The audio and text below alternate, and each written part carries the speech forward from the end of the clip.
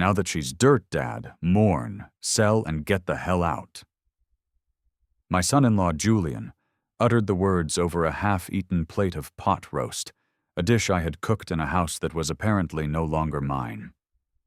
My daughter, Isabella, just stared into her wine glass, a small, tight smile playing on her lips as she gave a slight, almost imperceptible nod. The silverware in my hand didn't just tremble. It felt like an extension of the seismic shock that was ripping through my 69-year-old body. The house was never really yours anyway. That part was a whisper, a final twist of the knife before I was left to bleed out. I stood up, walked away from the dining room table, and left the house. But I wasn't going to pack my bags. I was headed for the one place I understood better than anyone, the bank. And in the cold, quiet darkness of my car, a plan, intricate and terrible, began to unfold. Before we dive into the abyss, do me a solid. Hit that subscribe button, slam the like icon until it turns blue, and let me know in the comments where you're listening from. I want to know who's riding shotgun with me on this journey into hell.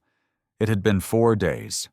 Only 4 days since I'd stood on the damp soil of St. Lawrence Cemetery, watching as the mahogany casket holding Clara, my wife of 42 years, was lowered into the unforgiving South Carolina earth. 4 days of the house feeling cavernously empty. 4 days of expecting a gentle hand on my shoulder, a shared silence of grief from the only child we had ever known. Instead, I got Julian, slumped in my chair at the head of the table like a petty king taking inventory of his new domain. His voice had cut through the quiet dining room not like a sharp wind, but like the grimy, rusted edge of a saw blade. "Adrian," he began, his tone a cloying mix of feigned sympathy and corporate directness. "We have to be realistic." Isabella wouldn't look at me. My Bella, who as a little girl used to hide behind my legs during thunderstorms, convinced my shadow was the only thing that could frighten the lightning away. Now, she just swirled the Merlot in her glass, her diamond wedding ring, the one I'd helped pay for, catching the light and flashing like a warning signal. The pot roast I'd spent all afternoon preparing, Clara's recipe, sat between us growing cold, a testament to a family meal that was anything but. "What is it, Julian?" The name felt like acid on my tongue. He had never been a son to me. He was the ambitious, fast-talking founder of some tech startup who had swept my daughter off her feet 12 years ago, a man whose ambition I saw as a cover for a deep and unsettling emptiness. This place. He gestured vaguely with his fork, encompassing the dining room, the home where Clara had hosted 3 decades of Christmases, where Isabella had learned to walk, where the ghosts of our laughter were embedded in the very plaster of the walls. "It's an asset, Adrian, a severely underutilized asset." A crushing weight settled in my chest. "I've lived here for 35 years. Clara and I built this home." "Exactly." Julian's smile was a predatory slash, devoid of any warmth. "Your chapter here is over. It's time for a new one. Isabella and I were suffocating. That 2-bedroom condo downtown, it's not conducive to the lifestyle we need to project." Project. What a sterile, hollow word. I finally turned my gaze to my daughter, begging with my eyes for her to show me the girl I had raised, the girl with Clara's boundless compassion. She finally met my gaze, but her blue eyes, Clara's eyes, were glacial. It was like looking at a stranger who happened to be wearing my daughter's face. "He's right, Dad." Her voice was steady, rehearsed. "This house, it's just too much for you to manage now. The upkeep, the memories." The words were a physical blow. Too much. As if the 35 years of mortgage payments, of me on my hands and knees fixing the plumbing, of attending Clara's camellia garden meant nothing. As if I was a line item on a balance sheet, a liability to be managed. And where, exactly, Would I go? I placed my fork down on the table, the metallic clink unnaturally loud in the suffocating silence. Julian leaned forward, his eyes glinting. He could smell the weakness, the shock, the grief he was exploiting. There are some incredible senior living communities. 5-star, really. More like resorts. Think of it as a permanent vacation. Appropriate for your stage of life, Isabella added, her voice now laced with a brittle, forced patience, like she was explaining a complex concept to a senile old man. Dad, you're almost 70. Mom's gone. It's not healthy for you to be rattling around in here all alone. Rattling around. Like I was a loose screw, a forgotten part in a machine that was no longer useful. Julian got up and paced to the grand bay window that overlooked the garden, Clara's sanctuary. Look, Adrian, this is a win-win. You sell the house, cash out the equity, you'll have a huge nest egg. You can downsize into something modern, carefree. We handle the sale, you just have to pack. A win-win. Everyone wins. Except for the man who had poured his soul, his life's work, and every spare dollar into this home, this family. A nice little apartment, Isabella's words tumbled out now, a poorly delivered script. No lawn to mow, no roof to worry about, freedom. Freedom. They were selling me exile and calling it liberty. I studied my daughter's face, a desperate archaeological dig for the girl I once knew. That girl was gone. Buried, perhaps, under a mountain of debt and desire I couldn't yet comprehend. And if I say no? The silence stretched, thin and tight, threatening to snap. Julian returned to his chair. He straightened his tie, a warrior preparing for the final brutal charge. Isabella's voice turned hard, a polished stone. Dad, don't make this difficult. As if my love for my home, the last tangible piece of my life with Clara, was a mere inconvenience. Julian cleared his throat, a sharp, commanding sound.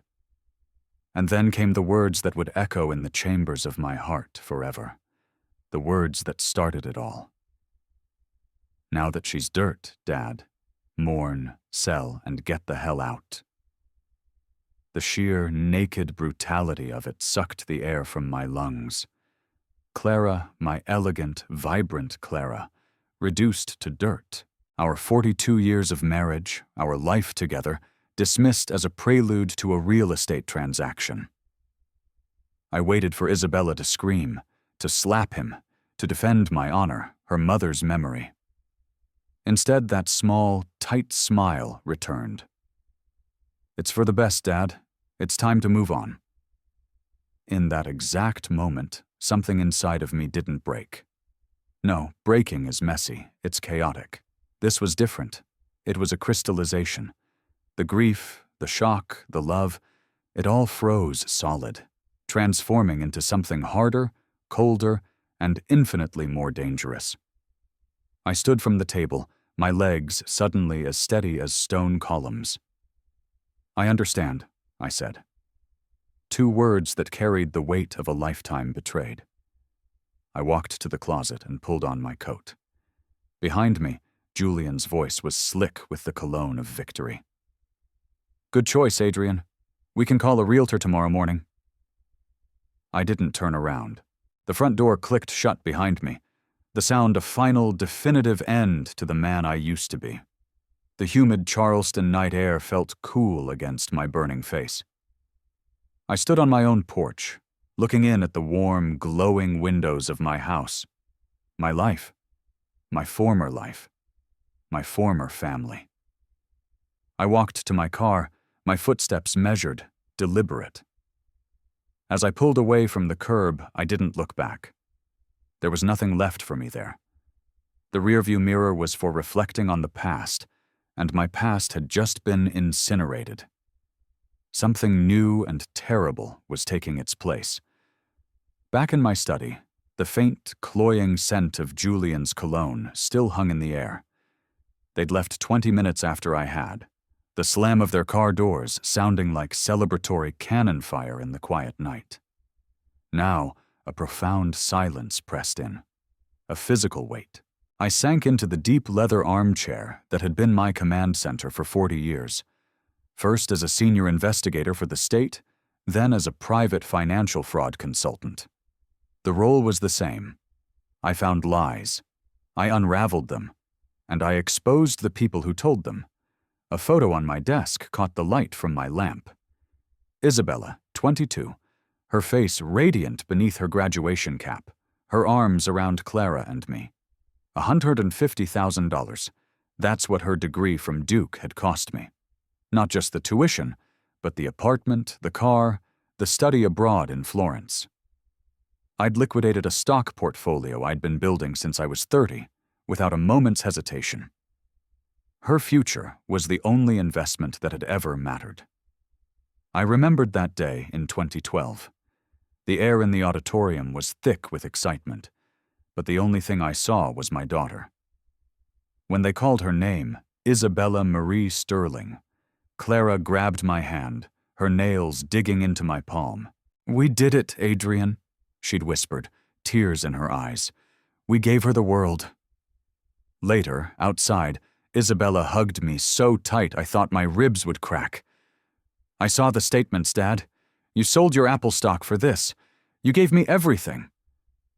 Her voice was thick with an emotion I now understood to be fleeting. "You are my world, sweet girl. You are worth every sacrifice." "I'll make you proud," she'd sworn, her eyes earnest and clear. "I'll take care of you and Mom when you're old, I promise. Family takes care of family." Family takes care of family. The words were a bitter mockery now. 5 years later, it was the down payment on the house. $200,000. They'd fallen in love with a restored single-family home on Trad Street, a ridiculously prestigious address they couldn't possibly afford. Julian's startup wasn't profitable yet, and their credit was a joke. They sat in this very living room, Isabella weeping, talking about their dream home slipping away. "We'll pay you back, Adrian," Julian had said, his face a mask of solemn gratitude. "Consider it an investment in our future." Against my better judgment, I'd authorized the wire transfer from my retirement fund. I hadn't wanted to see my daughter that unhappy. Then came the wedding 2 years ago, a lavish affair at a historic plantation. $75,000. Clara was already sick, the first shadows of the cancer appearing on her scans, but she was insistent. "It's our only daughter's wedding, Adrian. Let's make it a fairy tale." During the father-daughter dance, as we swayed to some forgettable song, Isabella had laid her head on my shoulder. "Thank you for this, Daddy. It's perfect. You always make everything perfect." Perfect. The word tasted like poison. And then there was the final, fatal check. The bridge loan for Julian's startup, OmniLedger, $100,000. He'd shown me charts and projections, a blizzard of buzzwords about blockchain and AI synergy. It was, he assured me, a can't-miss pre-IPO investment. I'd seen 1,000 pitches like it. 999 of them were pure fantasy. But Isabella had begged. "This is it, Dad. This is what will set us up for life. Please, trust him. Trust us." I wrote the check. My final act as a trusting fool. I walked to the steel, fireproof filing cabinet where I kept every financial document of my life. Clara used to call it my obsession. "Adrian," she'd say with a gentle smile, "you can't audit your own family. It turned out you could. And you should. College, $150,000. Down payment, $200,000. Wedding, $75,000. Business investment, $100,000. And countless smaller loans over the years. Car repairs, vacations, credit card debts. The grand total was north of $500,000. $525,000. Almost every liquid asset I had poured into a future for a daughter who now saw me as an obstacle to be removed. My phone vibrated on the desk. A text from Isabella. "Thanks for being so understanding, Dad. This is hard, I know, but it's truly for the best. We'll look at some really nice communities tomorrow. Understanding. As if I had agreed. As if being commanded from the home my wife died in was something a rational person could understand. The cold crystallization in my chest spread, chilling the very marrow in my bones. The grief was still there, a great raw wound, but now it was encased in ice. They hadn't just misjudged a grieving old man. They had awakened a sleeping dragon. They had mistaken Adrian Sterling, doting father, for a fool. They had forgotten that for 40 years, my entire professional life was dedicated to one simple principle. You can't con a con man. And what they had just tried to pull was the most amateurish, pathetic con of my career. I opened my secure laptop. It was time to start an investigation. It was time to find out just what my $500,000 investment had truly purchased. Dawn broke over the Charleston harbor, but sleep had been a stranger. By 7 a.m. I had showered, dressed in a tailored charcoal suit, the kind I used to wear when deposing fraudulent CEOs, and made a call. Trident Merchant Bank occupies a modern glass tower downtown, a stark contrast to the city's historic charm. I hadn't been inside since my retirement 5 years ago, but some relationships, when forged in the crucible of financial crisis, never truly fade. Adrian Sterling, the branch president's executive assistant, a woman I'd known for 20 years, looked up in surprise. "We weren't expecting you. Is everything all right?" "Everything is fine, Eleanor. Is Marcus available? I need to consult with him about a private financial matter." 15 minutes later, I was sitting across a mahogany desk from Marcus Thorne. Marcus had been my protege at the State, a razor-sharp analyst I'd personally recruited. He now ran the bank's entire risk assessment division. "Adrian," he said, pouring me a black coffee. "It's good to see you, though I'm so deeply sorry about Clara. A truly wonderful woman." "Thank you, Marcus." I took the cup, the familiar ritual of a business meeting calming the storm inside me. "I need your help. Off the record. I require a complete and comprehensive financial workup on 2 individuals, my daughter, Isabella Sterling, and her husband, Julian Croft." Marcus's professional curiosity piqued. He leaned forward. "What kind of workup are we talking about?" "Everything. Credit scores, debt to income, active lines of credit, mortgage payment history, bank statements if you can ethically access them. I also co-signed on their primary mortgage. I need to know my total liability exposure. And I need to know everything about OmniLedger Solutions, LLC. His fingers flew across a keyboard, pulling up screens of data I could no longer officially access. His eyebrows climbed higher and higher up his forehead. "Adrian, this isn't good." He turned the monitor towards me. "You're not just a co-signer on the original mortgage. You're also the guarantor on a second mortgage and a home equity line of credit you took out 3 years ago." "What?" The words escaped me in a strangled whisper. "A second mortgage? A HELOC?" I had signed nothing of the sort. "Your signature is right here," Marcus said, pointing to a digitized document. A forgery, a clumsy one at that. I'd spent a decade investigating mortgage fraud. I knew my own signature. My daughter, or my son-in-law, had forged my name to bleed another $120,000 of equity out of their home. The picture got progressively worse. Their first mortgage was 90 days delinquent. Foreclosure proceedings had already been initiated. The second mortgage and HELOC were both in default. Their combined credit card debt was over $80,000 across a dozen cards. They weren't just treading water. They were chained to an anchor in the middle of the ocean. "Now for the business," Marcus said, his tone grim. "OmniLedger?" He pulled up another series of files. It was a classic startup sham. Julian had burned through my $100,000, plus another $250,000 from a handful of other investors, with nothing to show for it but a flashy website and a high-end office lease. They had no product, no patents, and no revenue. The company was functionally insolvent. Marcus, hypothetically, I began, my voice dangerously calm. If these defaults cascade, what's my total exposure? He did some quick math. Between the fraudulent second mortgage, the HELOC, and the delinquent first mortgage, after the bank forecloses and sells the property at a loss, the deficiency judgment they'll come after you for as guarantor will be significant, at least $150,000.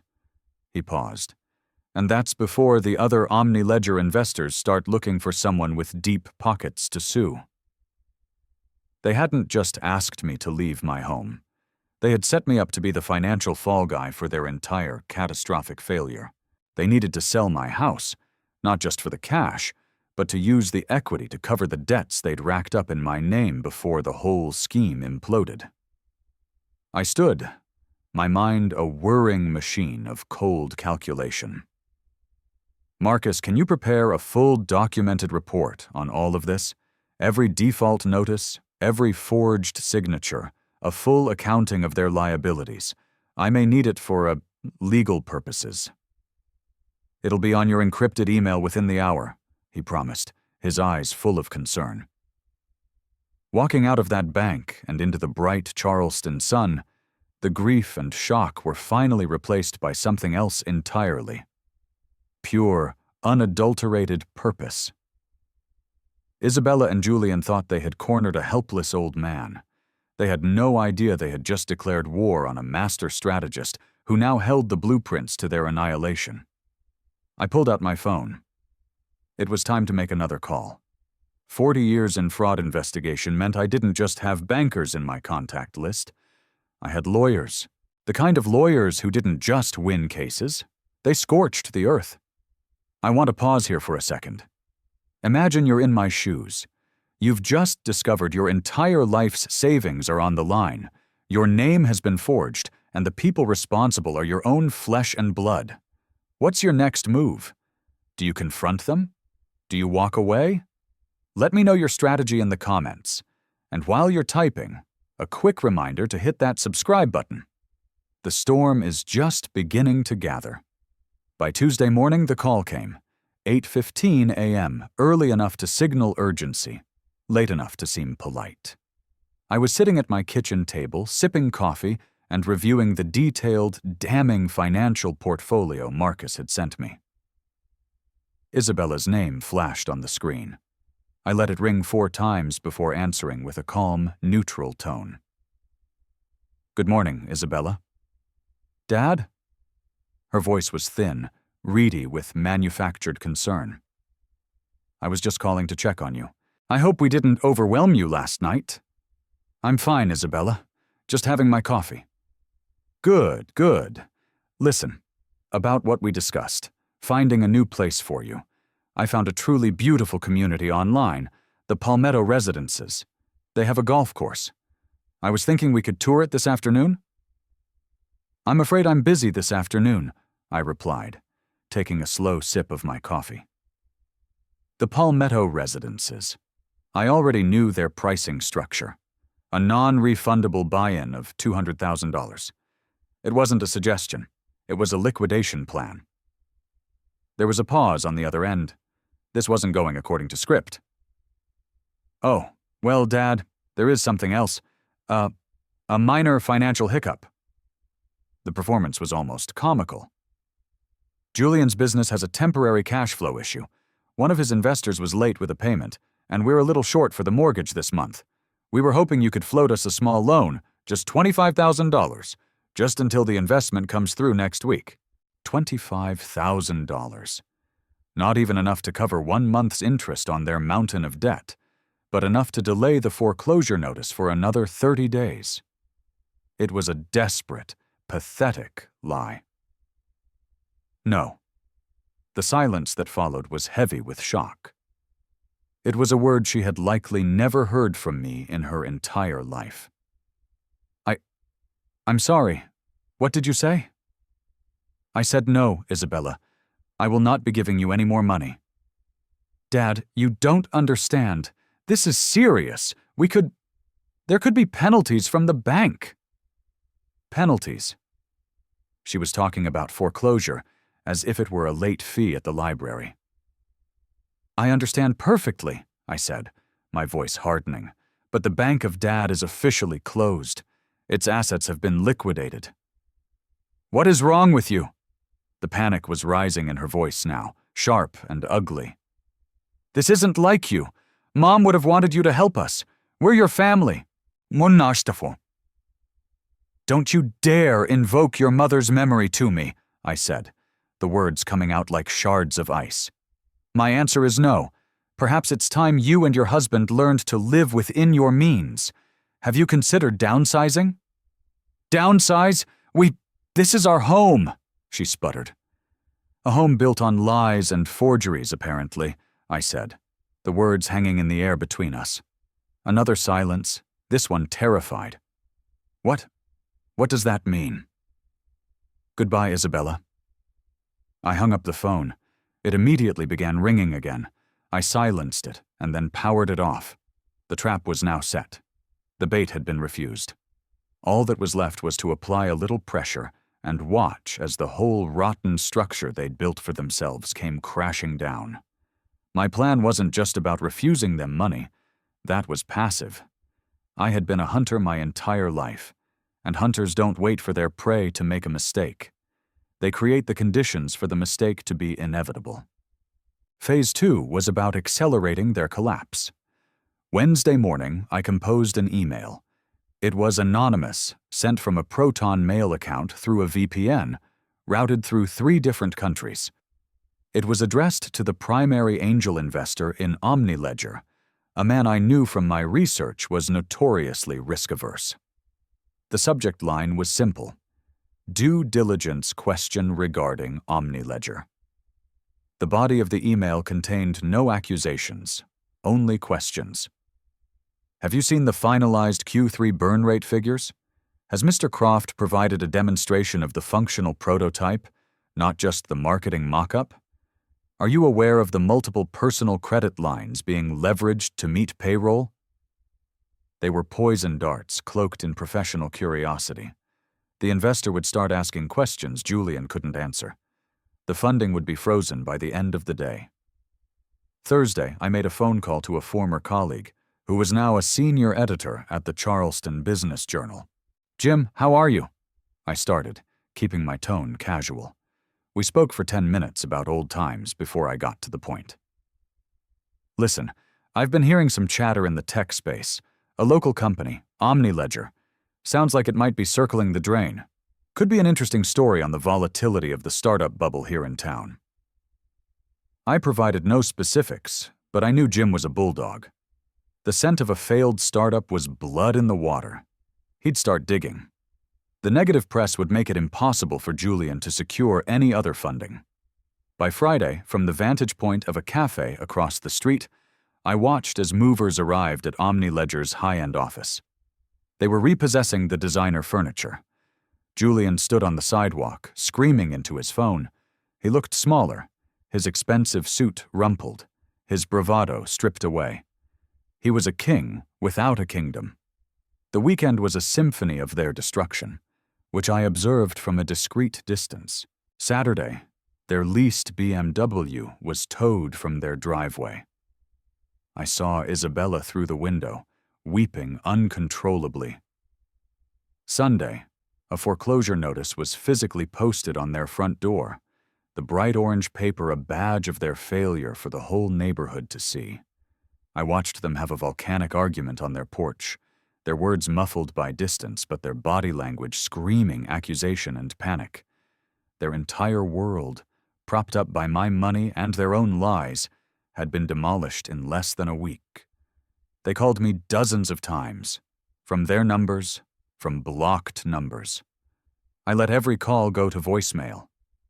The messages became a cascading timeline of their despair, moving from confusion to anger to outright begging. They had exhausted every friend, every line of credit. They had nowhere left to turn. I knew they would come. It was just a matter of when.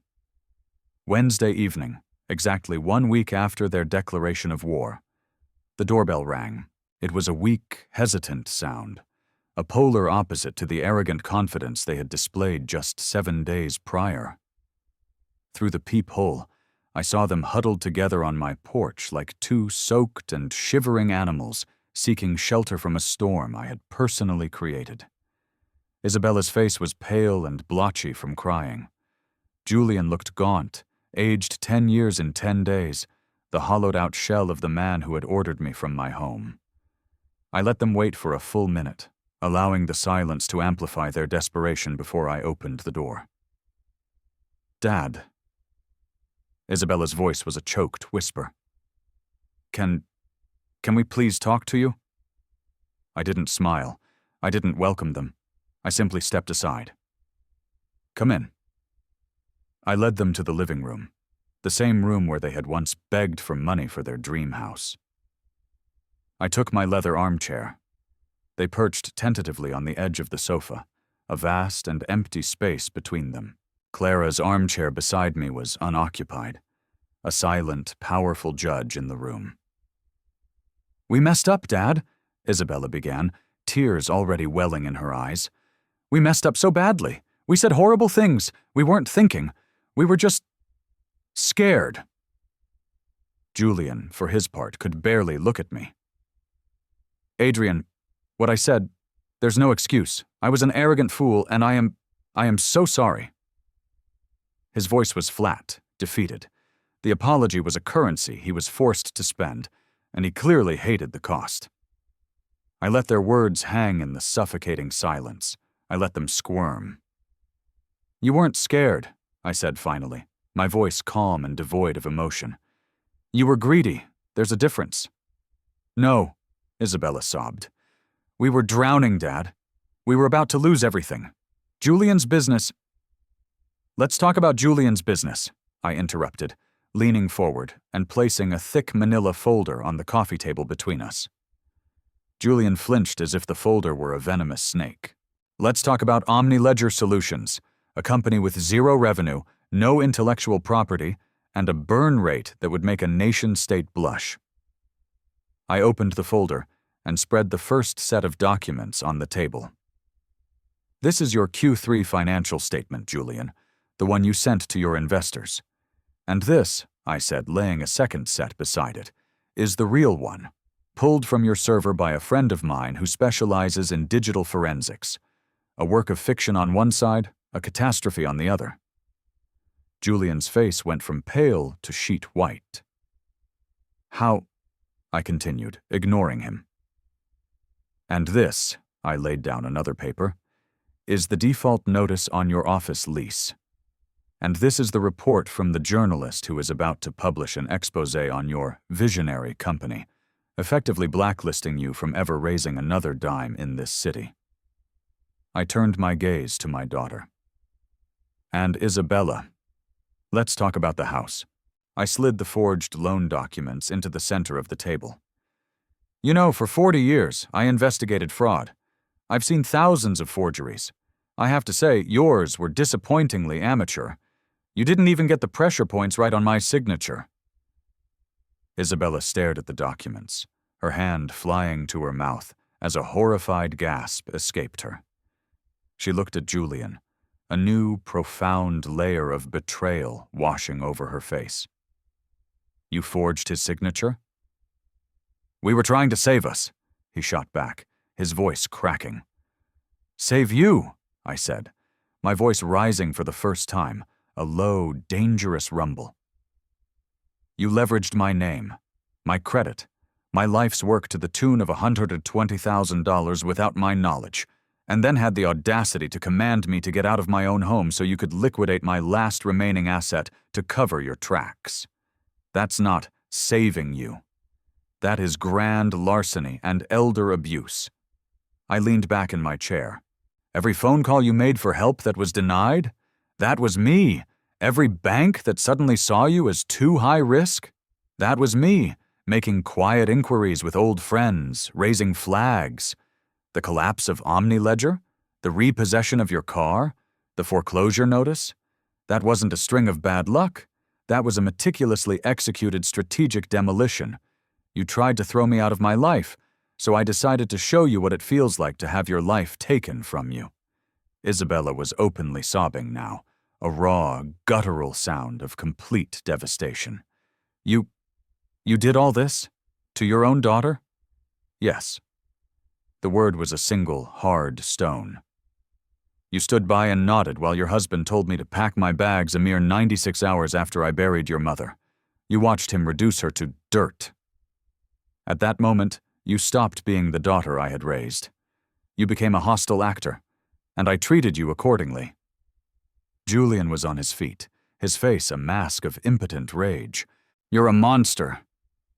"No," I replied, standing to meet his gaze, my 69-year-old frame suddenly feeling 10 feet tall. "I'm a father. Your mother and I gave you a life without consequences, Isabella. We padded every fall. We wrote every check. Our love was a safety net that allowed you to become a person who could stand by and do what you did. What I did this past week was not cruelty. It was the first and most important lesson of your adult life. Actions have consequences." I walked to my desk and pulled out my checkbook. The room was silent except for Isabella's ragged breathing. They watched, transfixed, as I wrote out a check. It wasn't for them. It was made out to Trident Merchant Bank. I placed it on the coffee table. "This will cover the arrears on your first mortgage and stop the foreclosure for now. But it is not a gift. It is a leash." I looked them both in the eye, my gaze hard as flint. "Here are my terms. You will sell that house immediately. You will use the proceeds to pay back every cent of the fraudulent second mortgage and HELOC. Julian, you will get a job. A real job. A 9-to-5 that I approve of. Isabella, you will also get a job. You have a Duke education. It's time you used it for something other than planning brunches. You will both attend financial counseling and marital therapy. I will be given weekly reports from both counselors. I will have full access to your bank accounts. You will live on a budget that I create for you. You are not my children anymore. You are my distressed assets, and I will manage you until I am satisfied that you have been rehabilitated. You will learn the value of $1 because you will no longer have any to waste. You will learn the value of respect because you will now be forced to earn mine every single day. Or," I paused, letting the alternative hang in the air, "you can walk out that door, and I will hand over the forgery documents to the district attorney. The choice is yours." Julian looked like he had been physically struck, his body sagging in defeat. Isabella just nodded through her tears, unable to speak. They had no choice. They had lost. After they left, carrying the weight of their new reality, I stood by the window overlooking Clara's camellia garden. The rage was gone, replaced by a profound, aching sadness. This wasn't a victory. It was a salvage operation. Clara's love had been soft and warm and unconditional. And it had almost ruined our daughter. My love would have to be different. It would have to be hard. It would have to be cold. It would have to be the tough, unyielding love that forces a broken bone to set correctly, a process that is pure, necessary agony. I picked up the photo of Clara from my desk. "The easy part is over, my love," I whispered to her. "Now the real work begins. Thank you for being here for this story. If it moved you, or made you think, I'd be honored if you'd subscribe to the channel and hit that like button. Most importantly, share your thoughts in the comments. Was this justice, or was it something else? Click the video on your screen now to hear the next story. Thank you for watching.